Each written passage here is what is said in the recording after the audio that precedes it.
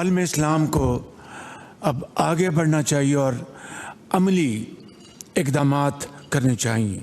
दो रियासती जो एक पैगाम है उसकी तायीद नहीं करनी चाहिए, बल्कि फ़लस्तीन की आज़ादी की बात करनी चाहिए। मज़लूम फ़लस्तीनियों से यकजहती का इजहार। गजा और लबनान में इजरायली जाहरियत के खिलाफ ऐवान सदर में ऑल पार्टीज कॉन्फ्रेंस। वज़ीर आज़म शहबाज शरीफ ने कहा कि वक्त आ गया है कि तमाम क़ुव्वतें जमा होकर इस खून रेज़ी को बंद करवाएं। फ़लस्तीन के मामले पर आवाज़ उठाने के लिए माहिरीन का एक ग्रुप बनाकर दुनिया के अहम ममालिक में भेजेंगे। सदर मुमलिकत ने कहा, फ़लस्तीन और गजा में सेहत तालीम का ढांचा बुरी तरह तबाह हो चुका। इजरायली जाहरियत से खत्ते के अमन व इस्तेहकाम को शदीद खतरा है। गजा में जुल्म की इंतहा हो गई, दुनिया खामोश और अक़वाम मुत्तहिदा बेबस बैठी हुई है। APC के सदर से नून लीग नवाज शरीफ का खिताब। कहा, ऐसी अक़वाम मुत्तहिदा का क्या फ़ायदा जो अपनी करारदादों पर अमल नहीं करा सकती। इस्लामी ममालिक अपनी क़ुव्वत आज इस्तेमाल नहीं करेंगे तो कब करेंगे। चेयरमैन पीपल्स पार्टी बिलावल भुट्टो जरदारी ने कहा कि हमने फ़लस्तीन के मामले को दुनिया में उठाना है। हम आलमी सतह पर सिफारती जंग लड़ने को तैयार हैं। अगर बाकायदा जंग की जरूरत होगी तो सब वजीर आजम के शाना बशाना खड़े होंगे। वजीर आजम का अक़वाम मुत्तहिदा में इजरायली वजीर आजम की तकरीर पर वॉकआउट का फैसला जुर्रतमंदाना था।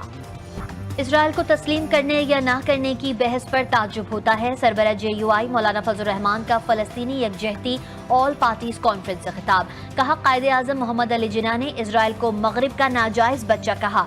उम्मत मुस्लिमा ने जिस गफलत का मुजाहरा किया अल्लाह की नज़र में जुर्म है। हम पाकिस्तानी भी इस जुर्म में बराबर के शरीक हैं।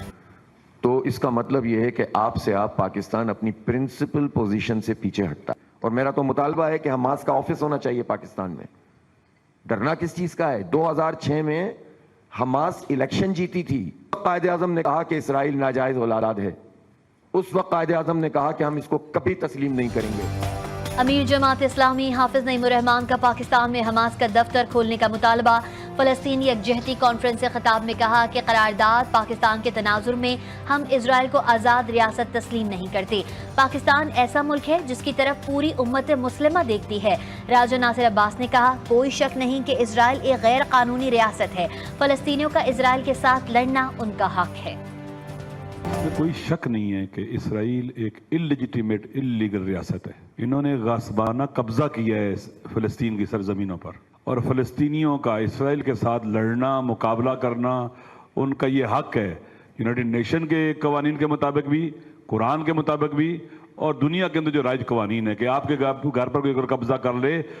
वजीर आजम शहबाज शरीफ APC कॉन्फ्रेंस में बोले, मुझे बताया गया कि जिस कमरे में बैठे हैं शायद वहां नेतन्याहू आ सकते हैं। दिमाग से थोड़ी अर्क-रेजी की कि इस तरफ से रास्ता है, मैं अपना मुंह उस तरफ कर लूं ताकि वो मुझे ना देख पाएं। देखें भी तो गुजर जाएं ताकि मुझे हाथ ना मिलाना पड़े। आप जिस रूम में आप बैठेंगे वहाँ पर शायद नेतन्याहू आएँ, और क्योंकि उसके बाद उनकी तकरीर है, तो मैंने दिमाग को थोड़ा सा मैंने अर्क रेजी की कि इस तरफ से रास्ता है, मैं अपना मुंह इस तरफ कर लूँ, इस तरफ बैठ जाऊँ ताकि वो पीछे से आएँ और मुझे ना देख पाएँ। अगर देखेंगे भी तो गुजर जाएंगे, जब गुजरेंगे तो मैं एक तरफ बाहर निकल आऊँगा ताकि मुझे उनसे हाथ मिलाने का। गजा पर इजरायली बर्बरियत को 1 साल मुकम्मल। सेहोनी फौज ने 1 साल में गजा को तबाह बर्बाद कर दिया।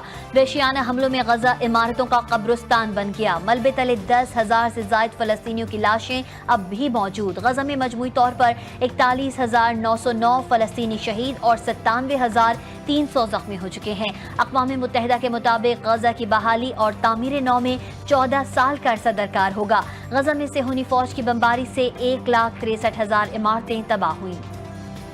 ऑपरेशन तूफान अल अक्सा के 1 साल मुकम्मल होने पर ईरानी supreme leader Ayatollah Sayyid Ali Khamenei का पैगाम। इब्रानी ज़बान में जारी पैगाम में कहा गया है कि ऑपरेशन तूफान अल अक्सा ने गासिब सेहोनी रियासत की हकीकत आश्कार कर दी और उसको 70 साल पीछे धकेल दिया है। पैगाम जारी करने का टाइम भी 6:59 रखा गया है। 2023 में हमास ने इजराइल पर हमला किया, उस वक्त भी टाइम 6:59 ही था। लबनान का दारुल हुकूमत बैरूत एक बार फिर बम धमाकों से लरज उठा। सेहोनी फौज के बैरूत और मज़ाफ़ात में शदीद हमले, ताबकार यूरेनियम और फास्फोरस बम भी बरसा दिए।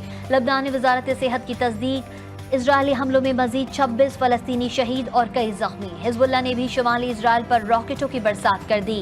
جدید راکٹ اسرائیلی دفاعی نظام کو چکمہ دے کر حیفا پر جا گرے۔ کئی مقامات پر خوفناک دھماکوں کے بعد آگ بھڑک اٹھی۔ 2 اسرائیلی فوجی ہلاک، 10 زخمی۔ گولان پر حملے میں 1 اسرائیلی فوجی مارا گیا۔ اودیسا سمیت 7 مقامات پر اسرائیلی فوج کے اجتماع پر حزب اللہ کے حملے، بھاری جانی و مالی نقصان پہنچانے کا دعویٰ۔ امریکی صدر جو بائیڈن نے کہا ہے کہ فلسطین اسرائیل جنگ میں کئی شہریوں کو بہت زیادہ نقصان اٹھانا پڑا۔ غزہ جنگ بندی معاہدے کے حصول کے لیے کام کرنا بند نہیں کریں گے۔ ترک صدر نے اسرائیلی وزیر اعظم نیتن یاہو کو غزہ کا قصائی قرار دے دیا۔ کہا فلسطینیوں کی نسل کشی پر اسرائیل کو قیمت چکانا ہوگی۔ ترک صدر طیب اردوان نے نیتن یاہو کا موازنہ نازی جرمنی کے ایڈولف ہٹلر سے کیا۔ وزیر اعظم شہباز شریف کی چینی سفارت خانے آمد، چینی سفیر کو کراچی میں ناخوشگوار واقعے میں ملوث ذمہ داروں کے خلاف سخت کارروائی کی یقین دہانی۔ کہا پاک چین کے تعلقات کو نقصان پہنچانے کی گھناؤنی سازش کو برداشت نہیں کیا جائے گا۔ پاکستان میں موجود ہمارے چینی بھائیوں کے جان و مال کا تحفظ ہماری اولین ترجیح ہے۔ کراچی جنہ انٹرنیشنل ایئرپورٹ کے قریب دھماکے کی تحقیقات جاری۔ ذرائع کے مطابق حملے میں چھوٹی کار استعمال کی گئی۔ حملہ آور نے اپنی گاڑی غیر ملکیوں کی گاڑی سے ٹکرا دی۔ کار میں ممکنہ طور پر بارودی مواد موجود تھا۔ سی ڈی اے کا بڑا ایکشن، اسلام آباد میں خیبر پختونخوا ہاؤس سیل۔ ذرائع سی ڈی اے کے مطابق کے پی ہاؤس بلڈنگ رولز کی خلاف ورزی پر سیل کیا گیا۔ بیرسٹر سیف نے کہا کہ سی ڈی اے کی جانب سے کے پی ہاؤس سیل کرنا غیر قانونی ہے۔ کے پی ہاؤس سیل کرنا فیڈریشن کی اکائی پر جعلی حکومت کی جانب سے حملہ ہے۔